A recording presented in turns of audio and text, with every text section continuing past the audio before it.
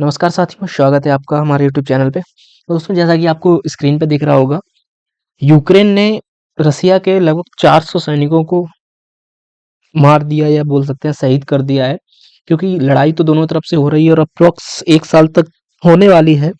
और यूक्रेन और रसिया की जो लड़ाई है वो कह सकते हैं कि खत्म होने का नाम नहीं ले रही है। हालांकि इससे पहले जो पुतिन थे, रसिया के जो राष्ट्रपति हैं, उन्होंने एग्री हो गए थे वार्ता करने के लिए यूक्रेन के साथ में। लेकिन यूक्रेन के जो ये हैं राष्ट्रपति जेलेंस्की जी, इनका हाव-भाव ही ठीक नहीं लग रहा है। क्योंकि इन्होंने पुतिन के सामने ऐसी कंडीशंस रख दी जो पुतिन मान ही नहीं सकते। पुतिन का मतलब किसी भी राष्ट्राध्यक्ष के सामने वो करते हैं, वो कोई भी राष्ट्राध्यक्ष हो, वो ऐसी शर्तों को एग्री ही नहीं करेगा। तो अभी हाल ही में शायद ये 4 जनवरी की न्यूज़ है, 3 जनवरी की, आपको दिख रहा होगा यहाँ पे, ये 3 जनवरी की न्यूज़ है।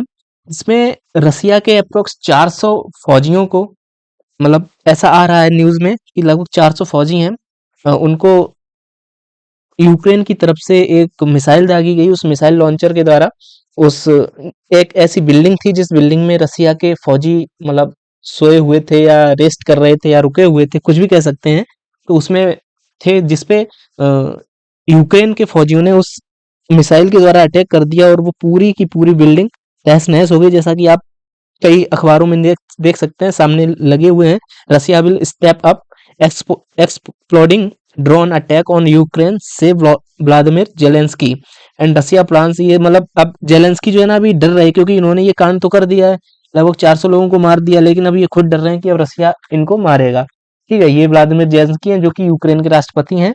और इन्होंने ही कहा है कि Russia is planning a protract campaigning of drone attack in a big off, मतलब इन्होंने कुछ कहना है, ये इनका कुल मिला के इन्होंने ये बोला है कि रसिया अब कुछ ऐसा प्लान कर रहा है कि अब ये ड्रोन से अटैक करेगा। और हो सकता है कि अभी हो ही गया। जब मैं सेशन ले रहा हूँ उससे पहले अभी न्यूज आई थी जिसमें रसिया की तरफ से ये बोला गया कि हमने यूक्रेन के लगभग 600 लोगों को मार दिया। और इन्होंने, मतलब ये जो मैं न्यूज पढ़ा रहा हूँ ये पुरानी न्यूज है।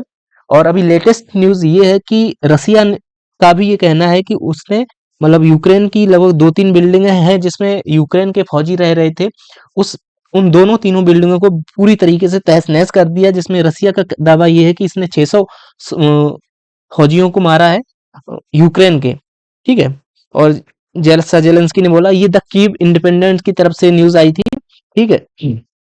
ये व्लादिमीर पुतिन है जो कि रसिया के राष्ट्रपति हैं। आप सबको पता ही होगा, Russia missile strike on Ukraine kill 1 person in Kyiv. ये तो एक एक पर्सन का, ये आप धुआं देख सकते हैं। ये एक कह सकते हैं कि ऐसी जगह की न्यूज है जहां पे यूक्रेन के द्वारा मिसाइल अटैक हुआ है।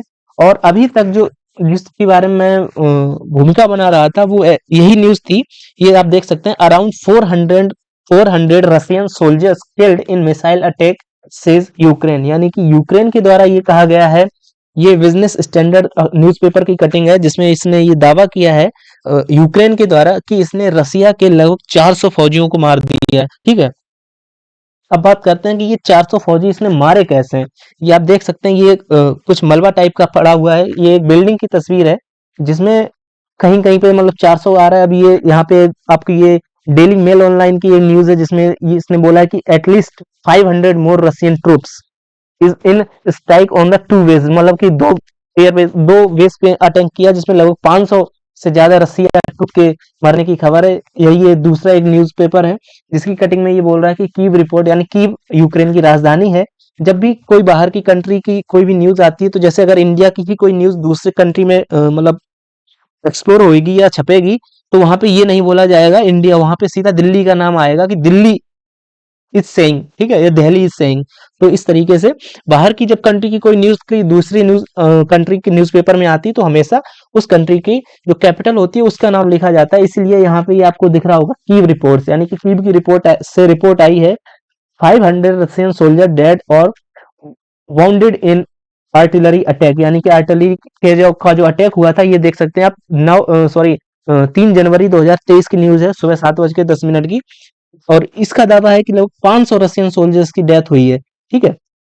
Ukraine said around 400 Russian soldier have died in a missile attack on the occupied Donetsk region. मैं बताता हूं कि डोनेस्क रीजन क्या है, मैं अभी अगली स्लाइड में आपको यूक्रेन की तरफ से ये बोला गया है कि हमने रसिया के फौजियों को इस मिसाइल अटैक में मार दिया है, लेकिन रसिया का जो ऑफिशियल पर्सन है उसने ये बोला है कि एक्सेप्ट किया है कि हाँ हमने ट्रूप मारे, लेकिन उसने क्या बोला है कि हमारे ओनली 63 यानी 63 ट्रूप्स थे वहां पे जो कि अब नहीं रहे, और ये उन्होंने खुद से वेरीफाई किया है। देखिए, जब दो कंट्री के बीच में कोई ऐसी वॉर होती है जिसमें एक कंट्री ने अगर कम भी मारे होंगे ना, तो वो अपने लोगों को बताने के लिए हमेशा ज्यादा बढ़ा के बताएगा। सेम इस तरह जब हमारी लड़ाई हुई थी गलवान में, तब कहा यह जा रहा था कि हमने उनके 100 से ज्यादा या 120 तक मार दिए। सेम इसी तरह जब उन्होंने ये बोला था, जहां हालांकि हमारे लगभग 20-25 फौजी शहीद हुए थे, लेकिन उनकी तरफ से ये बोला गया था, जो चाइना का अखबार है उनकी तरफ से ये दावा किया गया था कि हमने इंडिया के लगभग 100 हमने उनके मार दिए। तो इस तरीके की मतलब दोनों देशों के बीच में चलता रहता है। वो अपने देश के लोगों का बढ़ाने के लिए, अपने देश के लोगों का जोश बढ़ाने के लिए ऐसा बोलते हैं कि हमने उनके ज्यादा मारती। सेम इसी तरह जो जिस कंट्री के ज्यादा लोग मरे होते हैं वो हमेशा ये मतलब एक्सेप्ट करते हैं कि हमारे कम मरे। सेम यही यहाँ पे चल रहा है कि यहाँ पे यूक्रेन बोल रहा है, आप देख सकते हैं कि इसने रसिया के 400 लोगों को मार दिया है, लेकिन रसिया ने ये एक्सेप्ट किया कि नहीं 400 तो झूठी खबर है, हमारे सिर्फ 63 लोग मरे। लेकिन ये तो कंफर्म है कि अप्रोक्स 100 के आसपास तो लोग मतलब जो भी फौजी हैं वो शहीद हुए हैं, चाहे फिर वो रसिया के हों और आइदर यूक्रेन के। बट जहां तक है अभी यूक्रेन दावा कर रहा है तो यूक्रेन ने मारे हैं, लेकिन अभी हाल की ही न्यूज है जिसमें रसिया ने भी मतलब मिसाइल अटैक किया है और ड्रोन से भी अटैक किया, जिसमें रसिया ने ये दावा किया है कि हमने उनके मतलब 600 तक मार दिए हैं। ठीक है, अब बात करते हैं कि ये आप देख सकते हैं ये यूक्रेन का मैप है, और 1991 से पहले अगर आपने थोड़ी भी हिस्ट्री की नॉलेज होगी तो ये यूक्रेन 1991 यानी 1991 से पहले रसिया यूएसएसआर था, यानी संयुक्त संघ हुआ करता था रसिया। ठीक है, लेकिन सोवियत संघ हुआ करता था रसिया, लेकिन जिसको 1991 में इसको टूट के 16 कंट्रीज में ये डिवाइड हो गया था, जिसमें से ये एक यूक्रेन है, और यूक्रेन रसिया का ही पार्ट था। जिस तरीके से पाकिस्तान भारत से डिवाइड हो गया था 1947 में, लेकिन कहा तो हमेशा यही जाएगा कि पाकिस्तान भारत से अलग हुआ और पाकिस्तान भारत का ही हिस्सा था। जिस तरीके से आज हम अखंड हिंदुस्तान की या अखंड भारत की कल्पना करते हैं, सेम उसी कल्पना के साथ में जो रसिया के राष्ट्रपति हैं, वर्तमान राष्ट्रपति व्लादिमीर पुतिन जी, वो इसी मंशा के साथ आगे बढ़ रहे हैं कि उनको एक बार फिर से अखंड रसिया का निर्माण करना है, ऐसा हम मान सकते हैं। अब जैसा कि आपको ये दिख रहा होगा, लुहांस्क, डोनेस्क, ये रीजन है, जपोरिजिया और ये खैरसोन। ठीक है, ये चार रीजन आपको दिख रहे हैं ये वाले, इनमें रसिया ने अपना कब्जा पूरी तरीके से स्थापित कर लिया है। और ये जो नीचे वाला हिस्सा है क्रीमिया, इसमें रसिया ने पहले से ही मतलब 2014 के आसपास इस पे अटैक करके इस क्रीमिया को पूरी तरीके से अपने कब्जे में कर लिया था। तो इसी ये जो रीजन है, ये आप देख सकते हैं जो यूक्रेन ने अटैक किया है वो अपने ही रीजन में बढ़ के किया है। ये देख सकते हैं दोनेस्क, दोनेस्क में एक जगह है माकिवका करके एक जगह है, ये आप देख सकते हैं दोनेस्क में। ये दोनेस्क जो रीजन है, इन चारों रीजन को रसिया ने अलग स्वतंत्र राष्ट्र घोषित कर दिया है। लेकिन इसी जो दोनेस्क रीजन है, दोनेस्क रीजन में ही ये जगह थी माकिवका। ठीक है, इसमें एक ये बिल्डिंग थी, आपको ये दिख रहा होगा, ये बिल्डिंग एक स्कूल की बिल्डिंग है जिसमें रशियन ट्रूप्स रुकी हुई थी, या रसिया के जो फौजी थे वो इसमें रेस्ट कर रहे थे कह सकते हैं, या फिर छिपे हुए थे, कुछ भी मान सकते हैं। ठीक है, तो इसी बिल्डिंग के ऊपर या ये आप देख सकते हैं जब इस पे अटैक हुआ, तो ये जब मिसाइल ने अटैक किया था, उस मिसाइल के द्वारा ली गई ये फोटो है जो आपको दिख रही होगी कैमरे में, और इस पे मतलब पिन पॉइंट करके अटैक किया गया था। बात करते हैं कि क्या यूक्रेन के पास में इतनी पावरफुल मिसाइल थी जिससे वो एकदम पिन पॉइंट करके अटैक कर सकता था, या अगर थी तो उसने अभी तक क्यों नहीं किया। ठीक है, इस सब के बारे में आगे चर्चा करेंगे। बात करती है क्रीमिया, ये मैंने आपको बताया था, ये ब्लैक सी में ये लैंड स्थित है क्रीमिया। क्रीमिया पे 2014 में ही रसिया ने अटैक करके इसको अपने अधिकार क्षेत्र में ले लिया था। ठीक है, अब ये देखिए, इसमें ये रसिया रसिया यानी कि वही मॉस्को, रसिया ने भी एडमायर किया है कि उसके 63 रशियन सर्विसमैन वहां पे मतलब शहीद हुए हैं, ये वहां के जो यूक्रेन के अटैक में। ठीक है, ये आप देख सकते हैं जो बिल्डिंग यहाँ पे ऐसी आपको दिख रही थी, इस तरीके की आपको दिख रही होगी ये बिल्डिंग। इस बिल्डिंग का जो मलबा है इसमें आप देख सकते हैं, मतलब पिन पॉइंट करके एकदम इतना पावरफुल जो अटैक था वो इतना पावरफुल था कि वहां पे मतलब कुछ भी नहीं बचा है। तो जिस अब वहां पे जो भी फौजी रहे होंगे उनका तो कुछ भी मिलने का चांस ही नहीं है। आप देख सकते हैं कि इस बिल्डिंग की हालत क्या हो गई है। ठीक है, ये आप देख सकते हैं इसमें कुछ अलग अलग स्लाइडें दी गई हैं। इसमें आपको दिख रहा होगा मलबे में, आप ये देख सकते हैं मतलब किस तरीके की वहां पे, मतलब क्या बताएं अब हम। इसमें मलबे में आप देख सकते हैं कि हमले में मारे गए सैनिकों की संख्या, मतलब हमले में जितने भी लोग मारे गए होंगे ना, ये तो कंफर्म है कि उसमें बिल्डिंग में जितने भी लोग होंगे बचा तो कोई भी नहीं होगा। लेकिन फिर भी यूक्रेन बोल रहा है अगर 400 या 500 मारे हैं, और रसिया ये एडमायर कर रहा है कि हमने लगभग कुछ नहीं तो हमारे 63 जो ट्रूप्स है वो शहीद हुई है। फिर भी अगर हम एक मोटा मोटा मान के चलें, ना रसिया का ना यूक्रेन का, फिर भी अगर कुछ नहीं तो 200 से 500 सैनिकों के तो मारे जाने की, मतलब आप मान सकते हैं ना, क्योंकि एक जो बटालियन होगी वो कुछ नहीं तो 200 से 250 फौजियों की तो होगी, नॉर्मल सी बात है। ठीक है, तो उतने जितने भी लोग उस बटालियन में होंगे वो सारे के सारे ही इसमें शहीद हो गए होंगे। ठीक है, अब बात करते हैं कि इसको अटैक आखिर ये हुआ कैसे। ठीक है, तो ये आप देख सकते हैं ये हाइमार्स करके एक रॉकेट लॉन्चर सिस्टम है। अभी हाइमार्स है क्या, ये आप देख सकते हैं, इसका फुल नाम है, पूरा नाम है M142 हाइमार्स। ठीक है, अब बात करते हैं कि इसको यूक्रेन के पास में आया कहां से, और दूसरी बात, अगर यूक्रेन के पास में ये ऐसे वेपन थे, अभी तक इसने इन वेपन्स का यूज क्यों नहीं किया। ये आपको दिख रहा होगा, अमेरिका ने कुछ यूरोपीय कंट्रीज को ये हमास दे रखा है, जिसकी स्पीड लगभग 85 किलोमीटर प्रति घंटा है, और इसकी रेंज जो है वो 80 किलोमीटर है, और इसका जो वजन है 16.25 टन है, और ये क्रू 3 का मिसाइल रॉकेट लॉन्चर सिस्टम है। ठीक है, अब बात करते हैं कि मतलब कुल मिला के 2010 में ये बनाया गया था, सर्विस में लिया गया था। ठीक है, और 2015 के आसपास अमेरिका ने ये कुछ यूरोपीय कंट्रीज थी उनको ये दिया था। 1990s में मतलब ये रॉकेट लॉन्चर डेवलप हुआ था, जो कि अमेरिका ने किया था, और सर्विस में इसको 2010 से अभी तक इसको सर्विस में ले रहा है ये अमेरिका। ठीक है, और अमेरिका ने ही ये रॉकेट लॉन्चर यूक्रेन को दिया है।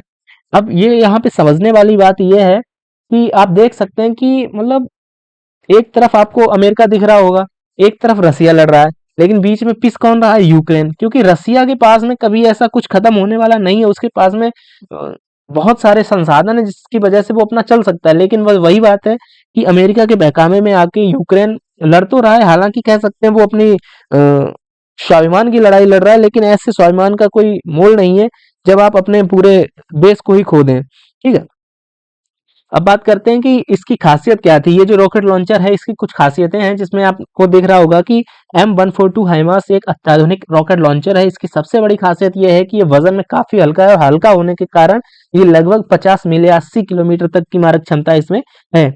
वजन में हल्का होने की वजह से इसको कहीं भी आसानी से ले जाया जा सकता है। 5 टन वजनी ट्रक को इस पूरे सिस्टम को कैरी करता है।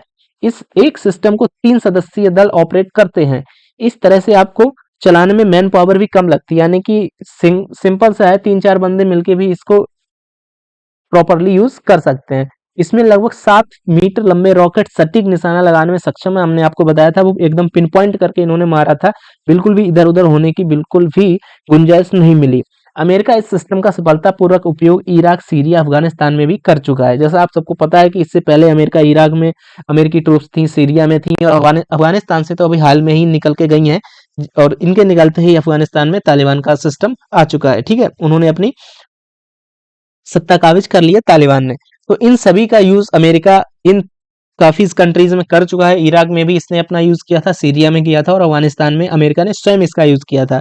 इसकी खासियत यह है कि ये 2 से 300 किलोमीटर की रेंज तक दुश्मन पर सटीक हमला कर सकता है। ठीक है, और इसीलिए एकदम पिन पॉइंट करके इन्होंने निशाना लगा दिया, और ये हालत कर दी रसियन मिलिट्री की हाइमार्स ने। ठीक है, अब बात करते हैं, ये आपको दिख रहा होगा इस तरीके, ये पास से इसकी न्यूज मतलब फोटो है। ये यहाँ पे ये जो मिसाइल, ये 6 होल्स आपको दिख रहे होंगे, इनमें मिसाइल्स लोड कर दी जाती है, और इसी के थ्रू रॉकेट लॉन्चर मतलब कह सकते हैं रन होता है। ठीक है, ये देखिए, ये अमेरिकी मिलिट्री ने इसमें मतलब अपने जो कह सकते हैं विमान यूएस का, उसमें डाल के यूएस डिपार्टमेंट ऑफ डिफेंस की तरफ से ये न्यूज आई थी, और ये इन्होंने ये कह सकते हैं US provided HIMARS effectively in Ukraine, इन्होंने यूक्रेन को दिया था। और इन्होंने सीक्रेटली, ये आप देख सकते थे, हिल की न्यूज है, US secretly modify HIMARS for Ukraine to prevent Kyiv from shooting long range missile into Russia. मतलब कह सकते हैं कि स्पेशली लॉन्ग रेंज के लिए शूटिंग के लिए अमेरिका ने सीक्रेटली इसकी जो कह सकते हैं सेटिंग को अपडेट किया था और उसको सेटिंग को अपडेट करके यूक्रेन को दिया है ताकि ये और अधिक दूरी तक मतलब पिन पॉइंट निशाना लगाने में सक्षम हो जाए। ठीक है। अब जैसा कि आपको ये सामने दिख रहा होगा, डिफेंस ऑफ यूक्रेन की तरफ से ये न्यूज़ आई है, जहाँ पे इन्होंने ये कैप्टन हाइमार्स नाम का एक किसी भी बंदे को कैप्टन हाइमार्स बना दिया है और उसके ऊपर भी इन्होंने एक गाना बनाया था। इससे पहले इन्होंने एक बैख्तार ड्रोन बनाया था जिससे इन्होंने लगभग काफी नुकसान पहुंचा दिया था रशियन ट्रूप्स को, और रशियन ट्रूप्स को पीछे धकेलने पे पीछे मुड़ने पे या पीछे जाने पे बेबस कर दिया था। उस बैख्तार के ऊपर भी ये लोग सॉन्ग्स बना चुके थे। ठीक है। अभी आप देख सकते हैं इसमें ये व्लादिमीर जेलेंस्की हैं जो कि यूक्रेन के राष्ट्रपति हैं, और ये हैं अपने बाइडेन बाबा जो कि अमेरिका के राष्ट्रपति हैं। ठीक है।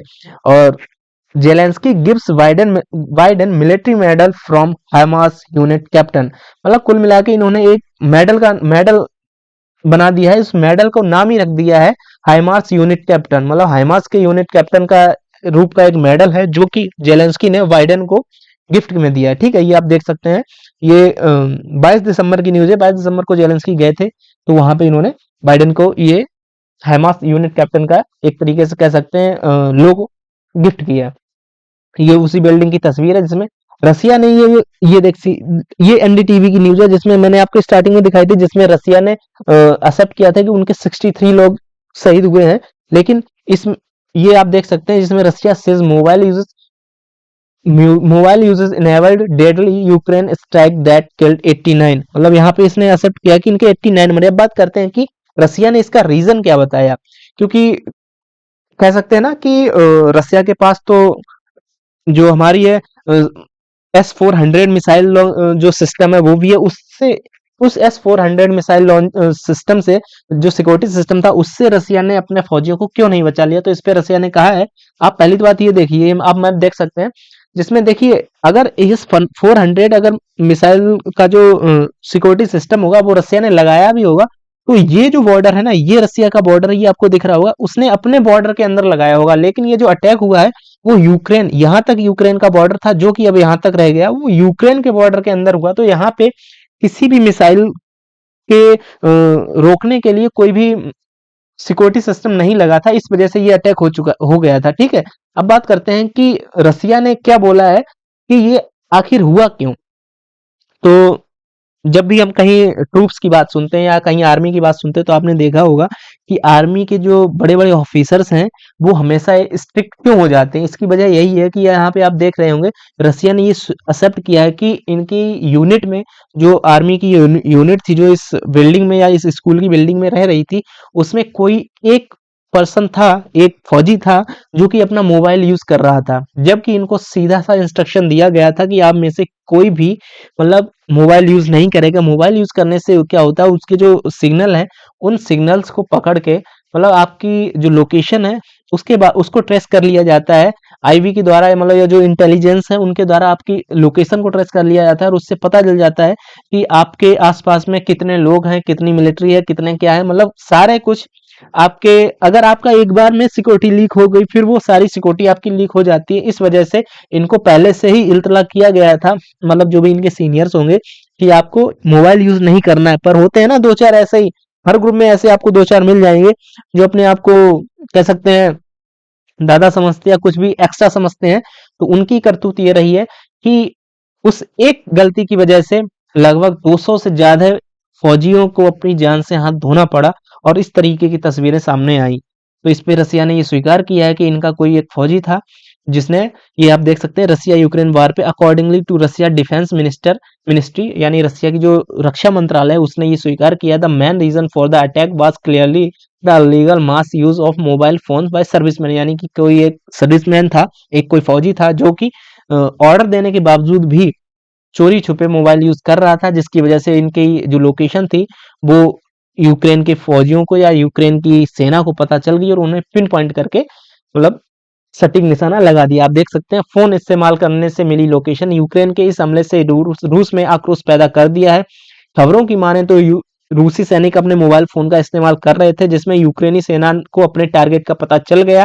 टेलीग्राम चैनल ग्रे जोन ने कहा है कि जैसा कि उम्मीद थी माकिवका में जो कुछ हुआ उसका दोष उल्टा सैनिकों के सिर मढ़ा जा रहा है। उन्होंने अपने फोन चालू किए और स्पॉट कर लिए गए। ठीक है। इस संख्या में बड़ी इस इमारत में बड़ी संख्या में सैनिकों को ठहराने के लिए कमांडरों को दोषी ठहराया है। मतलब ये कुल मिला के अब वही बात है ना कि कभी भी अब किसी न किसी के ऊपर तो जिम्मेदारी डालनी ही पड़ेगी। तो वही रसिया की तरफ से किया गया, डिफेंस मिनिस्ट्री की तरफ से, कि उन्होंने बोला, हो सकता है ऐसा हो कि रसिया की तरफ से, मतलब जो डिफेंस मिनिस्ट्री है उनकी तरफ से ये क्या कहा गया था कि आपकी जो लोकेशन है एकदम सिक्योर है, किसी को कोई जानकारी नहीं मिलेगी। लेकिन अब उन्होंने बोला है कि आप मोबाइल यूज कर रहे थे, आप में से कोई व्यक्ति था जिसकी वजह से उन्होंने, या यूक्रेनी जो सेना थी उसको आपका पता चल गया और उन्होंने पिन पॉइंट करके मिसाइल दाग दी। ठीक है। इससे पहले भी जब पुतिन अंकल का बर्थडे था उस समय भी यूक्रेन ने जो बैख्तार ड्रोन था, उस बैख्तार ड्रोन से ये एक पुल बनाया था रसिया ने। यहाँ पे आपको दिख रहा होगा, ये आप देख सकते हैं यहाँ पे, यहाँ पे इस जगह पे, जैसे ये रसिया का बॉर्डर है और ये क्रीमिया का बॉर्डर है। इस क्रीमिया और रसिया के बीच में यहाँ पे एक पुल बनाए रखा था रसिया ने। मतलब मतलब पूरी दुनिया का सबसे महंगा पुल बोल सकते हैं ये। ठीक है, ये इस पुल को बनाया था, ये व्लादिमीर पुतिन जी ने ही ये इसको बनवाया था, और उनके बर्थडे वाले दिन ही यूक्रेन की सेना ने इस पुल को ये उड़ा दिया। ये आप देख सकते हैं किस तरीके इस पुल को क्षतिग्रस्त कर दिया गया था। हालांकि इसके बावजूद, इसके बाद में रसिया की तरफ से पिन पॉइंट करके रसिया ने लगभग 70 से 80 मिसाइलें एक साथ में लॉन्च की थी और मतलब काफी तबाही मचा दी थी यूक्रेन में।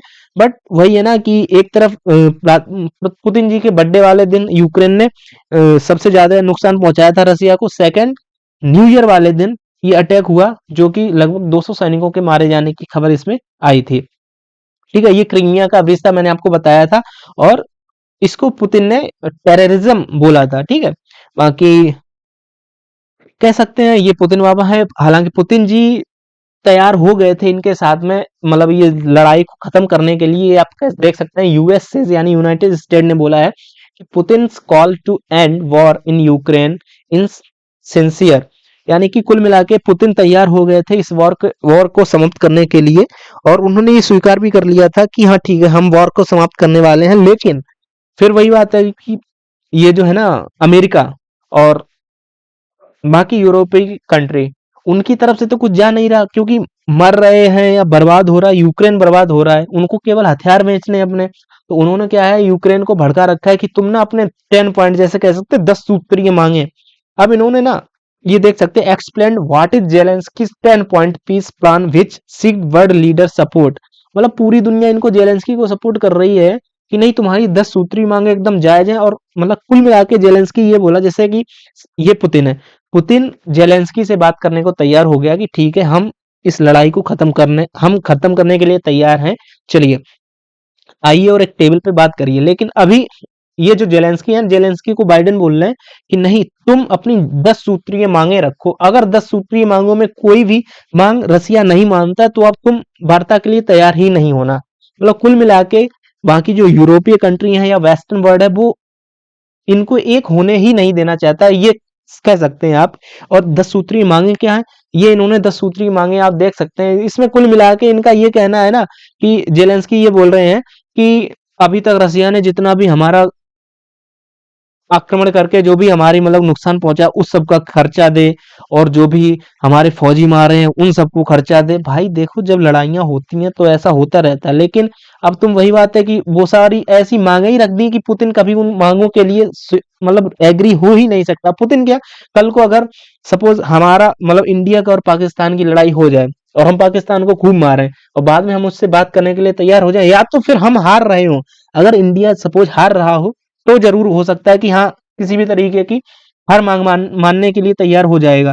लेकिन भाई जब इंडिया जीत रहा होगा तब पाकिस्तान की इस तरीके की मांगे क्यों मानने के लिए तैयार होगा कि आपने हमारे जितने भी फौजी मारे हैं उन सब के मरने पे आप जो भी मतलब पैसा है वो सारा आप दोगे, उनका घर बनवा के दोगे, फलान ढिकान में। कुल मिला के सारी कुछ ऐसी मांगे इन्होंने 10 सूत्री मांगों में यही मांगे रख दी हैं।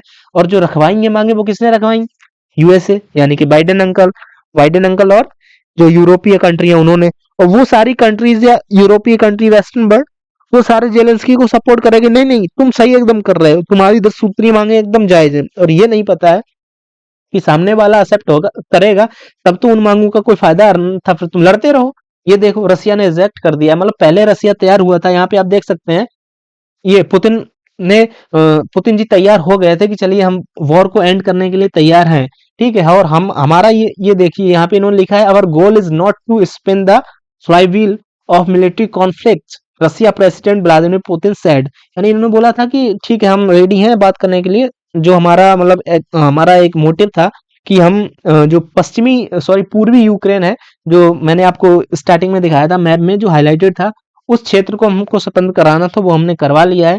अब हम वार्ता के लिए तैयार हैं, लेकिन वही बात है कि अब जब उल्टे ही तुम ही चलोगे तो फिर कौन स्वीकार करेगा। तो रसिया ने यहाँ पे रिजेक्ट कर दिया है, रसिया रिजेक्ट्स जेलेंस्कीज पीस फॉर्मूला। ये रसिया के कह सकते हैं राष्ट्राध्यक्ष हैं या उनके रिप्रेजेंटेटिव हैं, और इनकी तरफ से ये सीधा बोल दिया है कि चलो अब तुमको लड़ रही है तो चलो लड़ ही लो, ठीक है।